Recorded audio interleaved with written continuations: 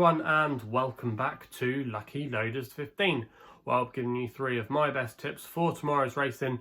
Now, before we get stuck into that, just want to go through a couple of things with you, first of all, here on my YouTube channel. Now, if you haven't done so already, make sure you check out the latest Happy Valley preview, where I was on Shireen Woo's YouTube channel. And every week now we do a weekly show called In the Beer Garden, where we preview the 3 Triple Trio races at Happy Valley. A lot of good fun recording those previews. And if you want to check it out, there should be a link in the description box below. I'm actually recording this video just before 5 o'clock, so it probably won't be in the description box, I would imagine, until around about 8 o'clock at least tonight. So yeah, just keep an eye out for it. Evidently, if you follow me on Twitter, you might see the link on there first. Shireen might tag me in it or retweet it or whatever. So yeah, just keep an eye out here on my YouTube channel in the description box below, or on my Twitter feed, and hopefully you'll find the link to watch that preview. Also as well, I quickly just want to talk about how our selections have performed today. Now, at the time of recording, I still have my nap to run tonight at Newcastle, so hopefully we can get a winner there. But yeah, we just had one tip for us run so far today. That was skipping on in the 3:35 at Carlisle. Was a subject of a little bit of late money actually. Went off second favourite at 10-3, and for a lot of the race I thought we were going to at least be collecting the place money.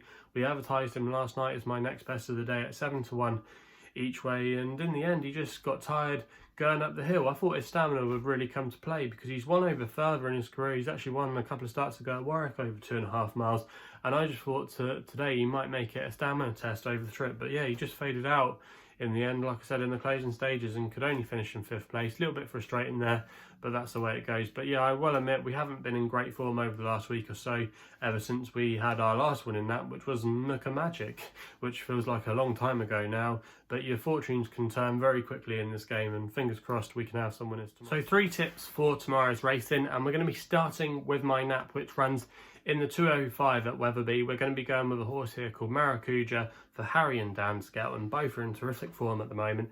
And you can currently back this horse at 9-2 at the time of recording, and I'm going to recommend a 1-point win bet here as my nap of the day. Now, this horse is now down to his last winning mark of 134, which I think is a very workable mark for him. And he's been running not too badly of late. His last effort actually came over the course and distance when he was trying to retain his title in the Castleford Chase, but it just turned out to be a red-hot renewal of the race at Christmas time, as it was won by First Flow, who we've subsequently gone to see go and win a Grade 1 at Ascot when he took the Clarence House Chase there, and he's now a bit of an outsider for the Champion Chase at the Cheltenham Festival. So it was a very warm contest that day. But yeah, Marracudja, he did make the run-in for a lot of that race, and it probably just wouldn't have suited him. He probably would have liked someone to track, but yeah, he had to make the run-in that day under Bridget Andrews. So I think you can forgive him for that run. Also as well, you had the King of May in there for Brian Ellison. He's run okay since. So yeah, it wasn't a bad race on paper. But yeah, Marracudja tomorrow, he's now down to his last mark of 134. And most notably as well, he's had a wind operation, which I just might think make the world of difference with this horse. And if he can get over that, I think he's a lively player in this field tomorrow. I don't think it's a particularly strong race for the grade. Yeah, I know there's 1 or 2 improvers in here, like maybe Umbrigado, but I've been a bit unconvinced with him so far. He's a bit of a horse that I find it really hard to get a handle on. When you think you've got him, you haven't, and when you think you haven't got him, he goes and wins. He's one of those kind of horses. But yeah, I didn't think it was a particularly strong race, but the Skelton team, like I said, they've been in absolute fire of late. They've had 13 winners in the last fortnight. They had a treble at Monday on Monday at Warwick. You know, they're in absolutely flying form, and I just thought Marracudja tomorrow, back down to his last winning mark. Of course, he's won out in the past before, and the race could set up quite nicely to him. I'm hoping Venetia Williams' runner will make the runner and running, and our horse Marracudja can just track the pace, and then it can just set up quite nicely for him. And then Harry back aboard will just make the world of difference. I think there's a lot to like about his chances tomorrow, and I think he can return back to winning ways. So Marracudja he's going to be my nap of the day in the 2:05 at Wetherby, and fingers crossed we can get off to a good start there.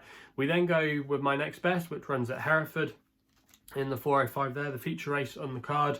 The Mayor's Handicap Hurdle, and I'm going to take a chance here with my next best of the day with a horse called Aurelia, or for Ben Jones claiming free, and he's riding for Emma Lavelle. You can currently back this horse at the time of recording at 7-2, and I'm going to recommend a 1-point win bet here. Now this horse, Aurelia, is going to be making a handicap debut tomorrow off a mark of 116, which I think is fairly workable.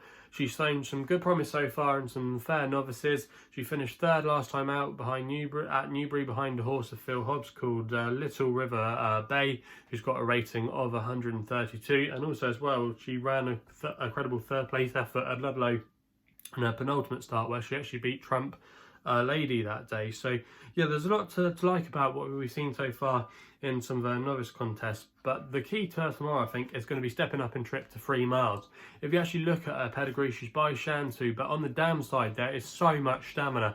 She's actually related to a horse that won the National Hunt Chase a few years ago now, but yeah, I just think the step up in trip tomorrow over 3 miles will really suit her. If you go back and watch her races, she just looks an out and out stare.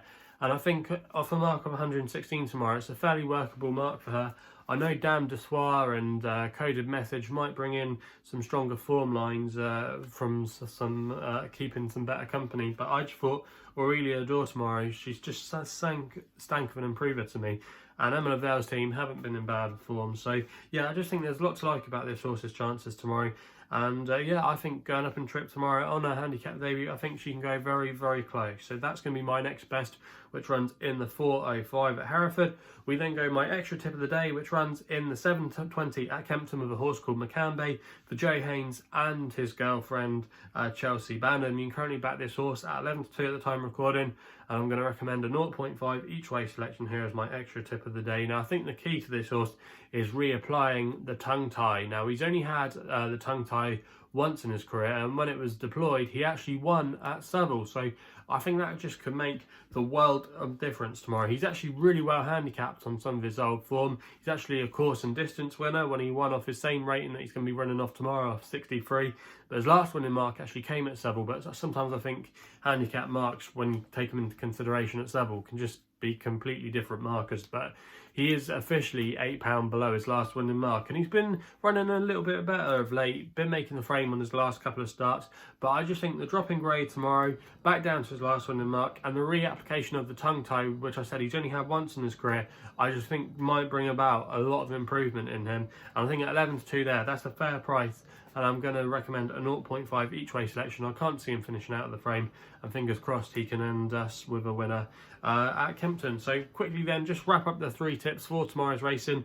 In the 2:05 at Wetherby, we go with Marracudja, 9-2, 1-point win only bet. In the 4:05 at Hereford, we go with Aurelia, that's a 7-2 win only bet as my next best of the day. And then the extra tip comes in the 7:20 at Kempton, when we go with Makambe, and that's going to be 11-2, 0.5 each way bet there. So they're the 3 tips for tomorrow's racing. If you're enjoying these videos, please remember to hit the thumbs up button, and you also as well can subscribe to me on my YouTube channel here at Lucky Loaders 15 to not miss out on any more videos. If you want to follow me on social media, the best place to do so is on Twitter, where my handle is at LuckyLoader15. And if you want to find out a little bit more about myself, my website address is www.chrisloaderracing.co.uk. So please game responsibly. Hopefully we can have some winners tomorrow, and we'll be seeing you soon.